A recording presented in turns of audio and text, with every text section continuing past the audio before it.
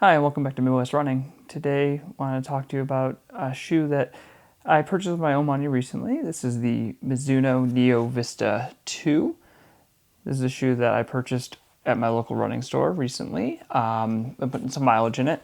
And to first kind of get started, I think it's a reasonable thing for us to just do a brief overview of kind of the Neo Vista itself. So to kind of start out here, so the Neo Vista 1, which came out last year, this guy here, was a bit of a surprise, to be honest. I didn't really expect to see this shoe in general. Years ago, I had a Mizuno back in one of my many failed attempts to start running, and I wasn't really happy with it, to be quite honest with you. I didn't find it to be the most exciting shoe, but at the same time, it was also right in line with kind of other shoes at that kind of early 2010s where it was just everything was essentially the same. There wasn't as much innovation, at least from my memory. You could always come back at me in the comments and tell me otherwise. But when this one came out, it looked different. It was just a completely different monster, to be quite honest with you. It had a lot of things going for it. There were a lot of people who I thought could potentially benefit from it, but it was a very divisive shoe in terms of it had this very tight knit upper, had this just very kind of wild outsole, especially with this massive center channel here. Just kind of the two sides of the shoe just kind of operating very independently of each other. Just not the most stable shoe, but definitely a lot of fun, a lot of cushion to it. And the most surprising thing to me was actually just how kind of soft and bouncy and fun it was, especially considering it was an EVA based foam. The thing that took me by surprise a little bit, though, is when I kind of tried it on and everything when it first kind of came out, was that it came in at $180.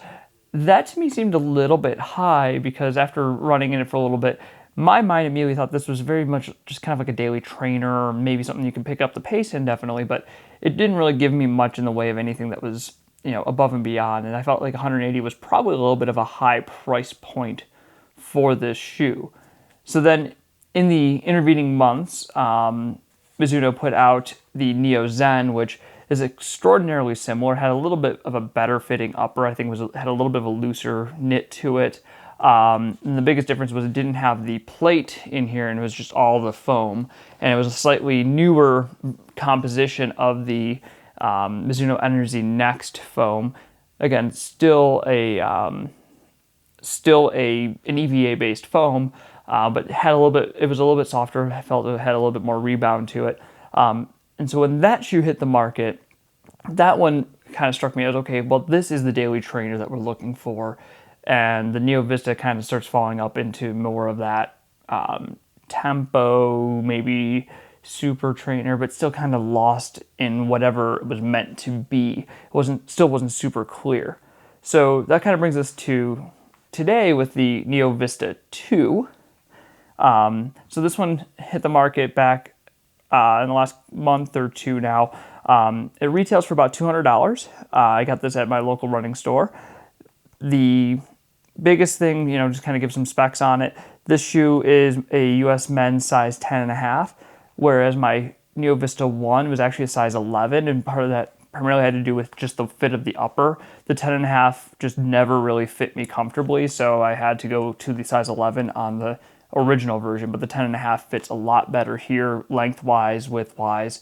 But it does give us some very interesting comparisons in that this shoe here, version 2, in the 10.5, so a half size down, weighs in at about 10.13 ounces or 287.2 grams, whereas version 1 came in at 286.6 grams or 10.11 ounces. So effectively the same weight at the end of the day, which tells me that size for size, the Neo Vista 2 is a little bit heavier. Now, I'll get into that, and the couple little differences that make up that weight as we go along here. But let's kind of go into a little bit more of the details here. So a couple things that stand out here. One is it has a 44.5 millimeter heel and 8 millimeter drop, which that puts us at 36.5 in the front. It does have this knit upper still. A big difference from last year's model to this year is this foam here. It is the Mizuno Energy Next, or NXT, which is an EVA midsole, but it's using kind of two densities of it. So the lower section here is a little bit firmer, and then this upper section here has a lot more give to it. It's a little bit softer, similar. You can see how it has, you can kind of see the difference here in the dividing aspect of it. And that I think really kind of helps with it. And then when you compare it here, it still has the glass fiber plate. This bottom section here is all the more like the higher durometer, firmer Energy NXT foam. And then when you compare it to the previous model here, you can see on the underside, the channel itself is a little bit different. It's maybe not as deep, but it also has on the newer version kind of has this little bridge section here, and we'll kind of talk about that as we go forward. The rubber is pretty much full coverage all the way through. It's a very soft rubber, and then as I mentioned, it does have this kind of glass fiber plate here and a decent rocker design to it. It's not, extremely rocker, but definitely has, a decent kind of curve to it, which I think gives it a little bit more just propulsion aspect of it. So as I said, I went with the men's size 10.5, which really fit like very much true to size for me. Compared to last year, again, this has a little bit of a looser knit construction to the upper. Whereas last year I had to, just for comfort's sake, had to go to the 11 because I just felt that the 10.5 was just a little too tight. This one, it fits very well. Over the top of the foot, maybe a little bit loose. And you can kind of see here maybe a little bit of bunching along the kind of the center here, just where the laces come together. But don't really feel that. I didn't really have any issues with that overall. No hot spots, no lace bite, nothing like that. The width is actually fairly decent throughout. The toe box does come to a bit of a taper, but for myself, I didn't really have any real major issues with it. But I would say if you are a wider foot runner, I would definitely kind of be very cautious about it. You could try it out maybe, but I don't think it would be necessarily the best fit for you. One thing that really kind of stood out to me is just the upper really kind of just hugs the foot very nicely. And when you stand up in it, it definitely wants to kind of lean you forward a little bit. That rocker does, because it's a little bit pronounced here. It does kind of want to lean you forward and just wants you to just start moving forward as it is. A couple of comments about the upper itself. Again, being a knit upper without really much in the way of many overlays, although you can see here there's this kind of wing here, and then on this side over here as well, it kind of comes up. The idea of that is to kind of give a little bit more stability into the heel. And kind of give you a little bit more lateral stability, because I think that was one of the areas where the first version was kind of lacking. Other than that, really, this is just a decorative overlay. It doesn't really have any, doesn't really serve any actual like functional structural purpose to the shoe.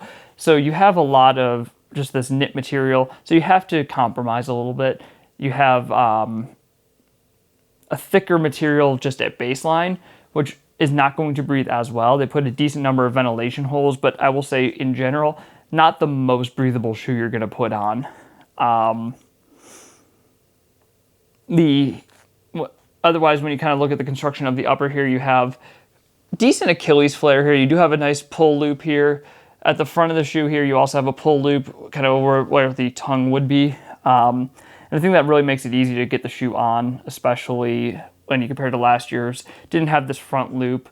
A little bit easier just to put this shoe on when you compare it. And then really out of the box, it felt great. I didn't really have any concerns about how it felt. It did settle in a little bit more as I was going along though, and I felt that was a good, just a very short break-in period to it, to be quite honest.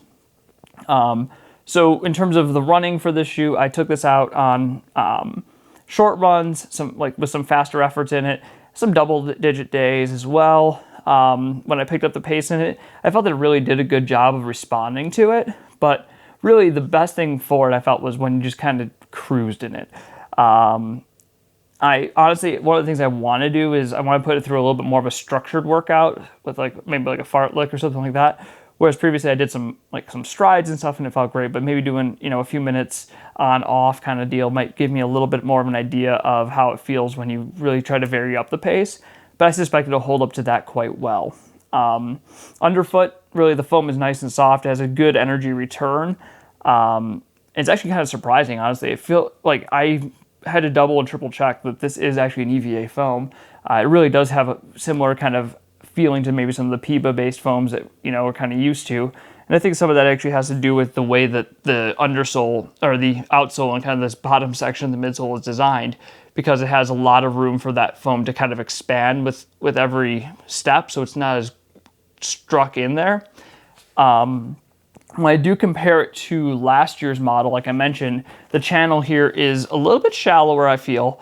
And then having this little bridge here. And then the other thing I noticed is there's a little bit more of a taper to the inside of the channel. So the other one is almost like a canyon, whereas this one's a little bit more of like a, just a little bit more tapered in and a little bit more gentle to get into this center section here.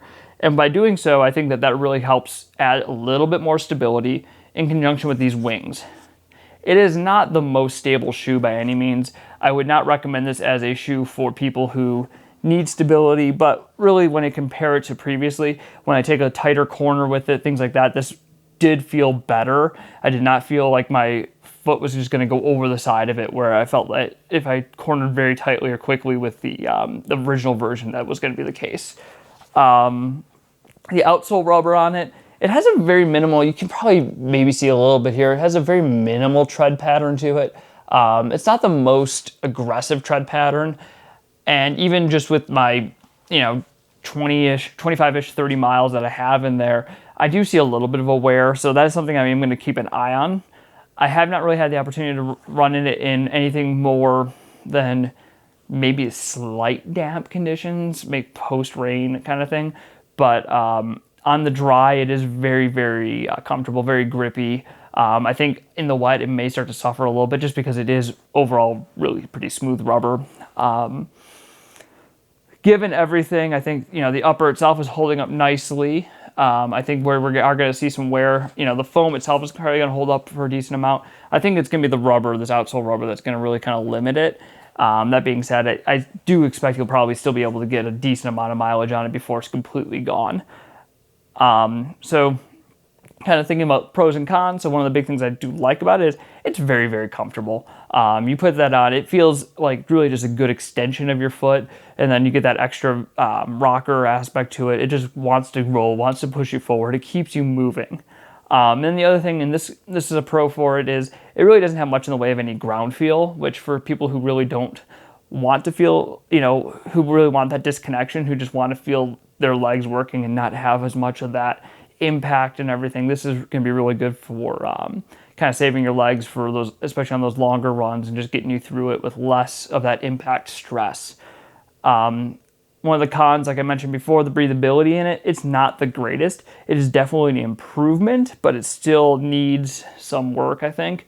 But then you also have to balance that with the fact that they are going with this knit upper, which, kind of, it's a give or take. It's a bit of a, it has to be a compromise there, I think. And then the other con is, like I mentioned, actually just there is no ground feel to it. So if you're somebody who really is looking for a shoe that you get a lot of that proprioceptive feedback, all of that, I think that this is going to be lacking. And then the other thing is when you do get on a little bit more of an unstable surface, because it is so segmented medial and lateral like this, I feel that, you're not going to have maybe as much confidence on some of it.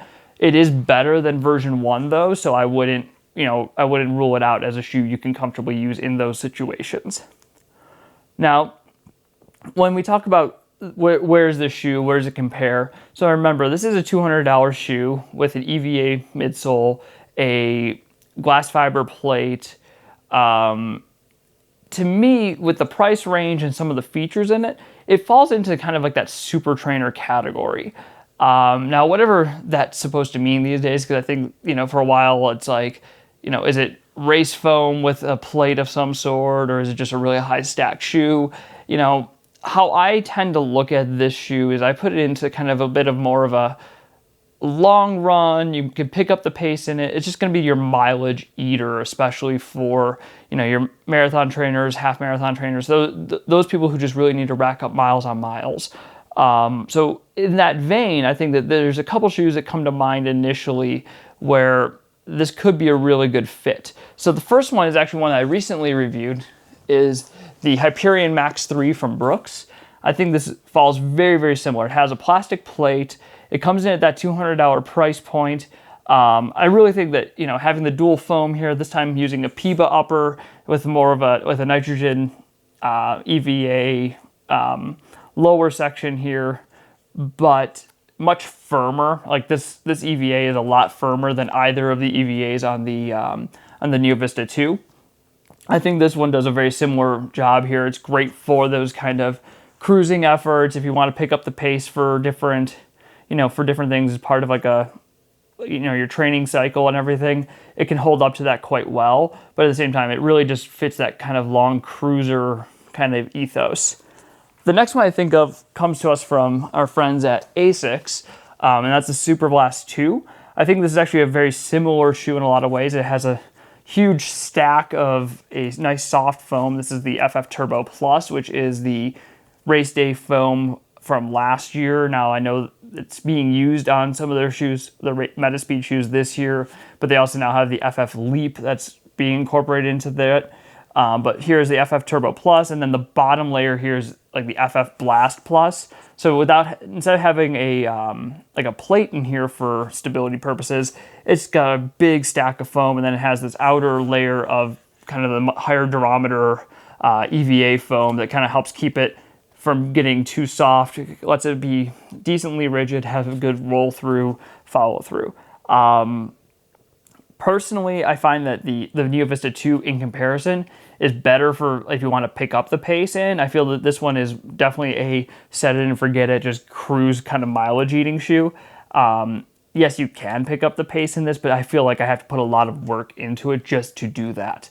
I know that there are a lot of people who love this shoe, and I'm not going to tell you anything that's, you know, going to be groundbreaking. I don't think this is a bad shoe. It just, for myself, I don't find this shoe as comfortable as it probably could be, and I think for me personally, it's a little bit overhyped. And then the last shoe, actually, it's a little bit of an odd comparison to make, but when I think about shoes that are comfortable for long runs, pick up the pace in them a little bit, has some race quality aspects to it, you know, not something I'm going to race in, but if I want to just eat up and soak up a ton of miles, I'm doing a long distance training block, that shoe actually comes to us from Adidas, or Adidas, however you want to pronounce it. I've heard it both ways. So what is this shoe? This is the Boston 13. Again, you have this upper layer here. You have the dual foam construction in the upper layer is the Light Strike Pro, a really nice, reliable race caliber foam. And then the bottom you have a thicker, higher durometer Light Strike 2.0 or Light Strike, what they call it now. And then stabilizing all of this on the underside here, you can kind of see it, are the energy rods. These are not carbon, these are like a fiberglass, glass fiber, similar to what you see in the plate on the Neo Vista. This shoe does not have as pronounced of a kind of a rolling rocker. It definitely has a decent toe off to it though.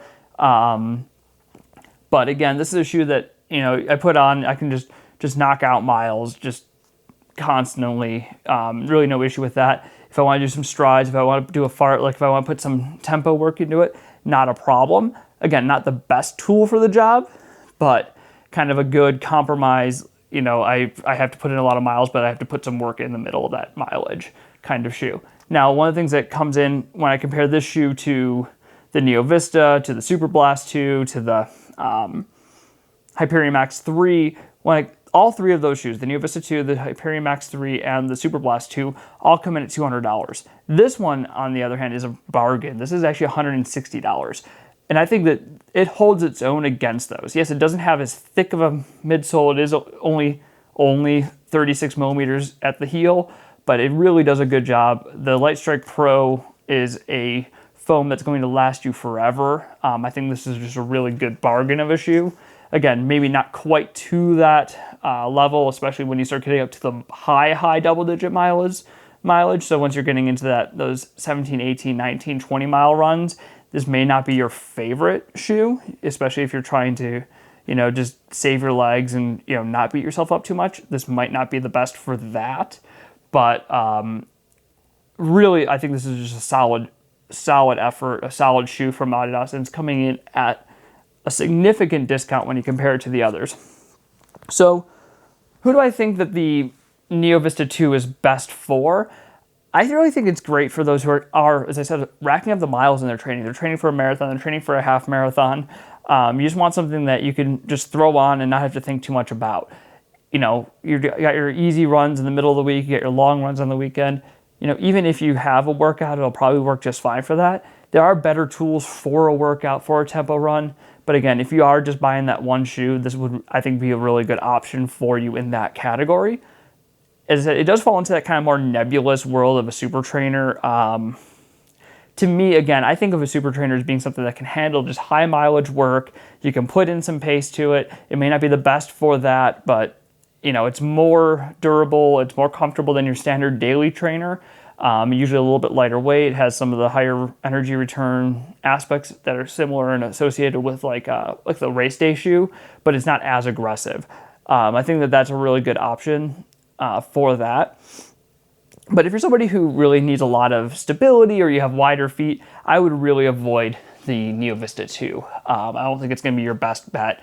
Again, try it out in a store. You may find it's comfortable. You may find even going up a half size may just give you the right amount of feel to it. But then here's where I think it's interesting. So it's a $200 shoe. Like I mentioned, the Neo Vista 1 was $180. At $180 for the Neo Vista 1, I was actually a little bit, I thought it was a little bit overpriced. And some of it I think has to do with the fact that it wasn't very clear what direction Mizuno was going with this Neo lineup. When the Neo Vista originally dropped last year, it was kind of this one-off shoe, it seemed like. And so when you kind of tried it out, yeah, you could go a little bit faster in it. It definitely made your daily mileage a little bit faster. I definitely had times where I was, surprised how quickly I was going on just an easy run with the effort I was putting in. But it wasn't until early this year where the Neo Zen happened, and when the Neo Zen was launched, I think that really kind of put a perspective on what Mizuno's trying to do. And so the Neo Zen being the non-plated shoe of the lineup kind of showed where the Neo Vista is supposed to be. But then when they put out the Neo Vista 2, it's a $20 premium compared to last year. So it went from $180 to $200. And I think that that's a bit of a large price jump. So whereas before I felt the $180 was overpriced because of it wasn't clear where it was supposed to be. Is this a daily trainer or is it a tempo shoe? All that stuff. Now I feel the $200 might be a little bit overpriced in comparison. I don't think it's a bad price. It puts it in line with a lot of what I think are very competitive shoes. But I think 180 would actually split the difference and help it give it a little bit more like a little bit more of a distinct personality, I think, because it's not quite like a Hyperion Max. It's not quite a Super Blast, but it's also, I think, a little bit more than, say, like the Boston 13. And so I don't know if the $200 is coming from like preemptively Mizuno saying, hey, all these tariff things are happening in the United States. Let's, just cover ourselves, just market it at this price. Or they're looking at the other brands saying, hey, they're getting away with $200 shoes. We can too. But I wonder if this might be a little bit touch high on the price point. I wouldn't complain about it too much. I still think it's a good shoe. I think you're going to get a decent amount of mileage out of it. I don't think it's going to be, the wrong shoe for the job. I just wonder if it might have been a little bit overpriced at where it sits. Again, at the end of the day, not going to complain. I wonder where things are falling. Again, prices are quite volatile right now, I think, in the shoe market just in general. And so we're going to see what shakes out and, with the current market factors being what they are. So to summarize, I think the Neo Vista 2 is a decent super trainer-like shoe. It has a lot going for it. It's very fun. It has a good personality to it. It does a lot of things that are quite well. While it may not do, any one thing perfectly well, I think it's one of those things that, when you put it on, you take it out for that run, you're going to have a bit of charm. You're going to have a smile on your face no matter what. I really find that this has just like an infectious charm to it. And I think that carries over quite well from the original version of it. And frankly, if I'm just going to look at the looks of it, this version, this launch colorway of it here in the US here was fantastic. Nice solid white, has this kind of blue-purple iridescent, even a little bit of like a sparkly nature to it here. I love the way that this looks. This is possibly my favorite looking shoe of the year so far. Really, I don't think you can go wrong with it. Try it out, give it a shot. If you're one of those people who's just looking to rack up miles, you know, I wouldn't be able to recommend this shoe enough as a trial. You may not like it or you may absolutely love it. It's a very polarizing shoe at the end of the day. And with that being said, if you have any questions or comments, drop them in the comment box below. If you've run in the Neo Vista 2, let me know. Let me know your thoughts on it. Am I way off base or am I kind of lining up with what you think? If you've only run in the Neo Vista 1 and you want to give this one a shot, I definitely recommend it. You know, if you find this review helpful, please like, subscribe, hit that little bell for the notifications. In the meantime, just stay safe, stay hydrated. It's getting hot out there. Keep putting the miles, putting that work in, and we'll see you soon in the next video.